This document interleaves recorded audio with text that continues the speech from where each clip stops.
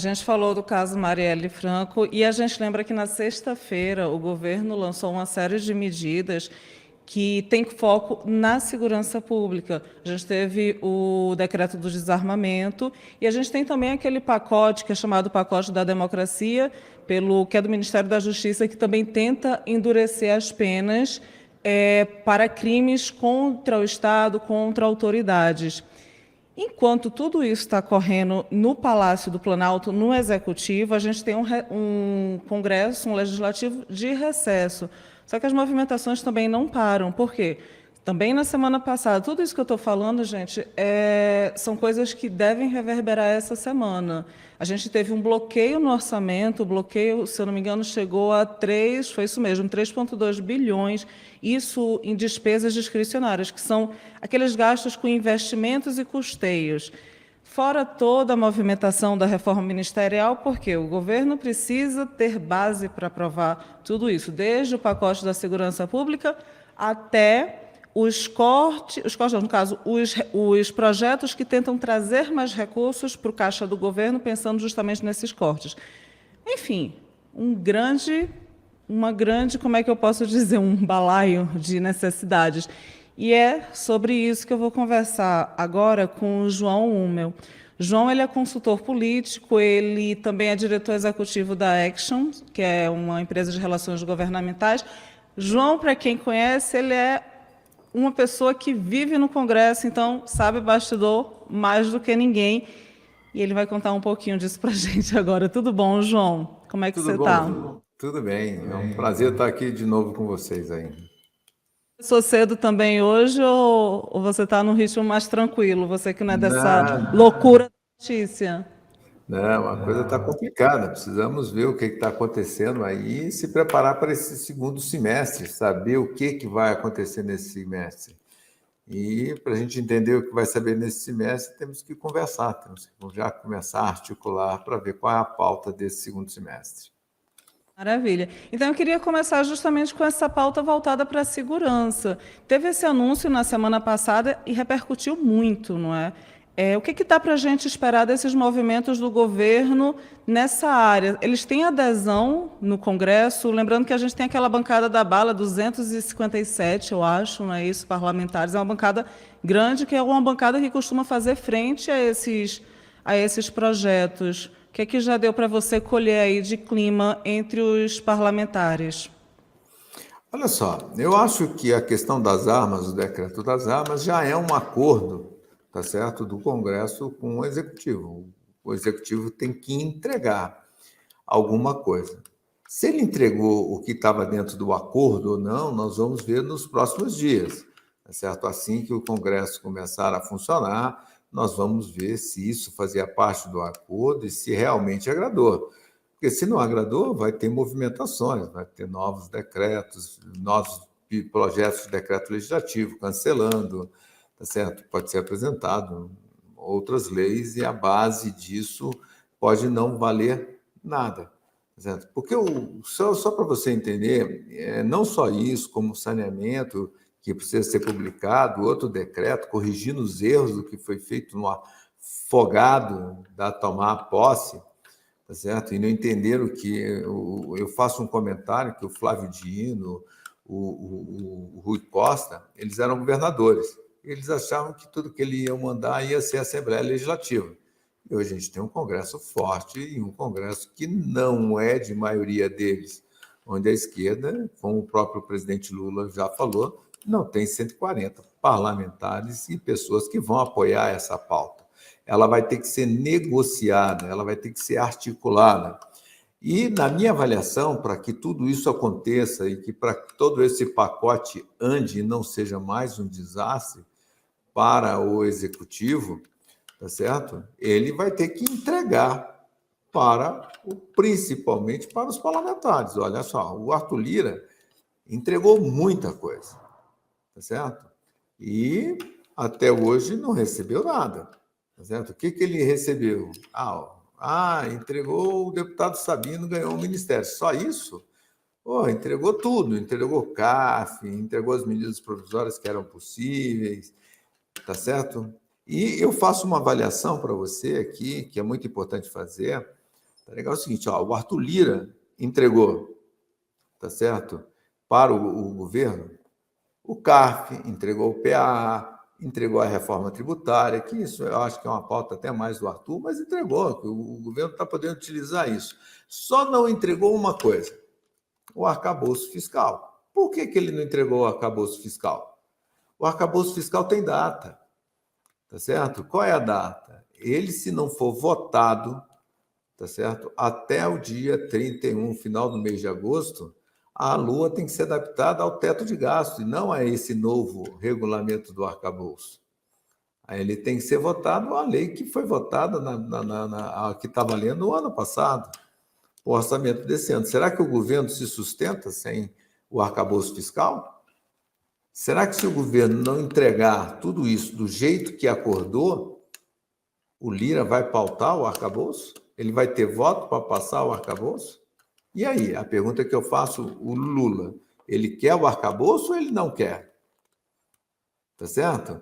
Só fazendo então, ele vai querer o arcabouço ou não? Aí eu pergunto para você, com essa atitude, tá certo, da Marielle, que nós estamos discutindo aqui antes, tá certo? É o seguinte, os parlamentares ficam cada vez mais preocupados, porque será que o Dino não está utilizando politicamente a Polícia Federal? Tá certo? Quando ele tira do Estado e traz para a Polícia Federal, ele não vai usar isso em favor e contra os parlamentares? Será que o cargo dele também não está na lista do que o Lira quer? Já que essa conversa não é transparente, o Lula não coloca isso para a sociedade como um todo, qual é a negociação que ele está fazendo com os parlamentares? Será que o Dino fez tudo isso para não ser um dos que podem estar em negociação, porque ele pode utilizar a Polícia Federal contra os parlamentares? E aí, pergunta que eu falo para você: o Lula vai querer o arcabouço ou ele quer o Dino? Qual é mais importante? Sei. Aí você é que tem que me dizer, João. Pois é, foi até essa questão do Dino, foi até uma coisa que eu comecei a abordar com o Wilson, e eu queria também trazer para ti, que é justamente esse personagem Flávio Dino. Ele é um personagem que, desde o início do governo, a gente sabe que teve uma série de atuações de protagonismo. Ele buscou um certo protagonismo. E isso gerou muito ciúme no PT. Também, além de todo esse movimento, pensando em outros políticos, é uma questão que vai além da questão partidária, gerou ciúmes no PT também, não é mesmo? E tem... Fora isso, tem também, na semana passada, o presidente anunciou isso com a anuência da presidência, mas, enfim, em conversa com o Ministério da Justiça, aquelas medidas para endurecer penas contra crimes contra o Estado, contra a autoridade. E, pelo que eu vi, tem muita gente, muito político ressabiado de que esse jogo possa virar justamente contra eles, não é? Olha só, eu sinceramente acho arriscado. Tá certo? Eu acho que o governo continua cometendo um erro significativo. Tá certo? Se ele não tem maioria e ele está acreditando que o Senado pode ser uma válvula de escape, eu acho que é um erro. Por exemplo, esse projeto de lei, ele vai entrar pela Câmara. Ele vai ter que ser votado na Câmara, vai para o Senado pode fazer modificações, e essas modificações podem ser validadas ou não pela Câmara. Mas quem vai botar para votar finalmente o projeto é a Câmara. A Câmara, o governo, a esquerda, como eles querem um projeto como esse, é minoria. Ele vai ter que sentar e negociar, tá certo? Ele vai ter que negociar. Será que ele já negociou essa pauta? Será que os parlamentares, as lideranças no Congresso, já estavam sabendo e deram palpite sobre essa pauta? Vai ter algum compromisso, tá certo, nessa relação de troca, que esse é um tema que vai ser votado? Ou é mais uma forma do governo colocar uma coisa e tentar empurrar com a barriga lá na frente e sofrer mais uma derrota e ter que ceder muita coisa? Eu acho que isso é um projeto complicado, porque ele está colocando um tema mudando o Código Penal, tá certo? O Código de Processo Civil. Eu acho que quando você coloca isso, tem muita pauta que está em jogo e que podem ser negociadas nisso, a menoridade penal, a dificuldade das pessoas sair, maior penalidade para todo mundo, tá certo? Que é uma crítica que a direita faz. E como é que ele vai negociar isso com a direita, com a centro-direita, com todas essas bancadas? Com a bancada ruralista, a campada da bala, tá certo? A própria bancada religiosa. Isso foi negociado, isso foi colocado em pauta, tá certo? Porque hoje, se eu não tenho maioria, eu não domino o tema. Se eu não domino o voto, eu tenho que negociar isso. Colocar de forma política e assodada dessa forma, tá certo? Sem ter uma negociação, sem o Congresso já saber antecipadamente, cria dificuldade, tá certo? Porque o que eu quero colocar é o seguinte: isso tudo está na mão do Arthur, do presidente da casa. Se ele vai colocar isso para pautar ou não. Porque, igual esse assunto que é de interesse do governo, ele pode colocar qualquer outro tema que não seja de interesse do governo para pautar. E será que o governo tem voto? Pelo que a gente viu nos últimos dias, quem tem voto é o Arthur, não é o presidente da República, é o presidente da Câmara. E ele está só confiando no Senado? Quanto é que está custando isso para a sociedade? O que é esta negociação com o Senado? Tá certo? E como você falou, tá certo? Olha só, tem eleição aí, ou eleição não, indicação para o Supremo.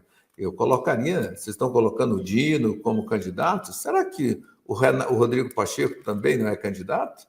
E aí, como é que fica essa briga toda? Todo mundo esquece, acha que nós estamos num país presidencialista. Não se esqueça que a gente hoje vive um empoderamento do Congresso significativo. E num governo que não tem base, mais ainda. Tá certo? Onde qualquer pauta, qualquer acordo vai ter que ser negociado. E é duas casas, tá certo? Sim. E uma coisa que eu falo para vocês, esse tipo de negociação, como a pauta do arcabouço fiscal, como tem prazo, cada dia que passa e não entrega e não fecha acordo, na minha opinião, fica mais caro, que o prejuízo fica mais próximo de acontecer e o impacto é muito grande. Olha só, se você analisar o arcabouço fiscal para o mercado financeiro, quanto mais rígido, melhor, tá certo? Quer dizer, se ele não passar, o mercado vai gostar, porque o governo pode se penalizar, porque vai ter dificuldade de gastar. Muito grande. Tá certo? Será que o mercado sonha com isso? Será que o Lula sonha com isso também? Ou vai ter que entregar pautas, negociar pautas e negociar cargos? Porque o orçamento que os parlamentares querem já é impositivo. E o que era do ano passado, que era a IP9, eles estão terminando de pagar. O Wilson até comentou antes que porque o governo trouxe uma pauta que para eles é positiva com a prisão dos acusados do crime de Marielle Franco. E aí você está chamando a atenção para uma coisa que é interessante, que todo esse olhar sobre a questão da segurança, e aí não é menosprezando a importância de se ter esse olhar do governo e do Congresso sobre a segurança, não é isso, mas todo esse olhar, de alguma forma, ele também pode enfraquecer as articulações de uma pauta econômica, considerando que a gente tem um Congresso altamente conservador, não é isso? E aí eu queria só te fazer mais uma pergunta para a gente tentar arrematar. Agora, voltando para os olhos para essa pauta econômica, que aí entra o arcabouço. Só para quem está entrando agora, o arcabouço dá para a gente traduzir como a nova lei do teto fiscal, limite de gastos do governo. Entra isso e entra uma série de projetos do governo também que foram anunciados na semana passada como prioridades para tentar trazer recursos para o caixa. Então, assim, João, eu queria uma análise tua do que dá para a gente pensar em termos de caixa do governo. O governo, na semana passada, anunciou aquele bloqueio de 3,2 bilhões, se eu não me engano. Essa situação financeira do governo realmente está delicada e até que ponto esse olhar para a pauta da segurança pode trazer demora para essa pauta econômica, pode atrapalhar de alguma forma a vida do Fernando Haddad? Olha só, não é a pauta do Flávio Dino pode trazer. O que eu acho é o seguinte, é um contexto político que a gente vive hoje. O governo não tem maioria de votos. Na Câmara, o Lula já afirmou que não tem 140 votos da esquerda. Então, a pauta de esquerda para passar, ela tem que ser negociada. Hoje, a pauta econômica, quem tem voto é o Arthur Lira. No Senado, ninguém sabe, só diz que tem maioria, mas ninguém botou para ver o que é o voto de direita e o que é o voto de esquerda. Então, é uma outra dificuldade que vai ter. Então, o que eu acho é que a pauta precisa ser negociada. A Câmara já entregou muito. O que foi entregue para os parlamentares da Câmara? Certo? O governo vai ter que sentar e ver. E é o que eu estou falando para você. O arcabouço, tudo que foi programado para o ano que vem, tá certo? Até esses aumentos de gasto, para eles poderem utilizar alguma coisa, precisa passar a lei do arcabouço, senão não pode gastar, tá certo? Não vai poder gastar nada, não pode aumentar nada. Então é o seguinte, é fundamental, está na mão do Arthur Lira. O Arthur Lira sentou com o Lula e, representando vários partidos do Congresso, deve ter feito uma lista de pedidos. Tudo bem que a questão das armas estava lá, tá certo? Até pautas. Será que isso está dentro da pauta? E é isso que a gente precisa ver agora, que qualquer discussão do segundo semestre vai depender disso. E é aquilo que eu estou falando para você, cada vez que demorar, vai chegar mais pleitos e cada vez mais acordos. Será que o governo está pensando nisso ou vai empurrar com a barriga e sofrer, correr o perigo de sofrer alguma coisa? Porque é o seguinte, entregaram muito sem o governo entregar nada. Será que vão entregar agora? Se não entregar, será que vão ter o arcabouço? E aí, como é que fica esse governo? Vai ter como fazer todos os programas que eles estão pensando em fazer?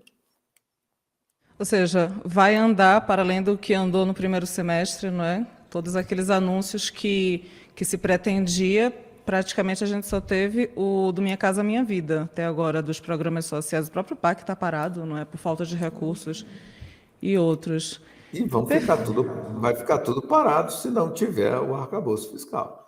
E outra coisa, corre o risco de ter pedaladas e a lei de responsabilidade fiscal ser cumprida. Bota em risco a própria governabilidade do presidente Lula. Coisa para a gente prestar atenção. João, queria te agradecer de novo a participação. Sempre muito bom conversar contigo, viu? E a gente deixa o espaço aberto para sempre que quiser voltar. Obrigado, eu estou aí. Quando a gente puder colaborar, estamos à disposição. E muito obrigado por esse bate-papo.